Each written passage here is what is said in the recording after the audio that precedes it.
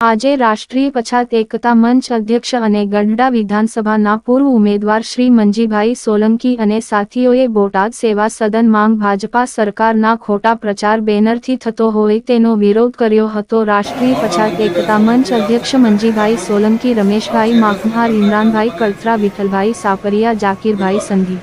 તાલુકામાં હું આયાસ આજે મોટા તાલુકા સેવા સદનમાં અમે એક નિવૃત્ત અધિકારીના સંપર્ક માટે આવ્યા હતા કે આપણી તમામ કામગીરી એ આમ જનતાને માટે તમે સારા કામ કર્યા છે તેમને આજે વિધાનસભામાં સન્માન કરવા આવ્યા હતા, પણ અમે નીચે આવ્યા એટલે આ બોર્ડ અમને 25 કરોડ લોકો જે રહ્યા ગરીબી રેખાથી ઉપર આવ્યા છે એવા હોર્ડિંગ આ લાગ્યા છે। હવે 25 કરોડ લોકો ગરીબી રેખાથી ઉપર કઈ રીતે આવ્યા છે, એવા સર્ટી કોને આપ્યા છે?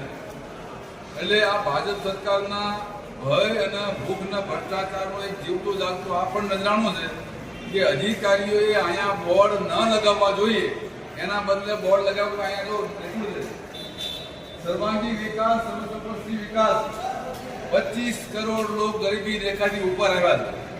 તો ભાઈ આ લોકોને ઘરે ઘરે તમે 15 લાખ રૂપિયા ખાતામાં નાખ્યા છે તો લોકો ગરીબીથી ઉપર આવ્યા હોય, એટલે આવા તમારા ભ્રષ્ટાચારને છુપાવવા હાટું ખોટા બંકા ફૂંકવાનું બંધ કરો, સાચા કામ કરવાની ટેવ રાખો ને અધિકારીને એમના કામમાં રહેવા દો અને તમારા દાબાણમાં એ લોકો ન રાખો। અધિકારીને કામ કરવું છે પણ તમારા ભયથી કામ કરતા નથી એવું મારું માનવું છે અને આવા હોર્ડિંગ અહીંયા લાગવા ન પડે।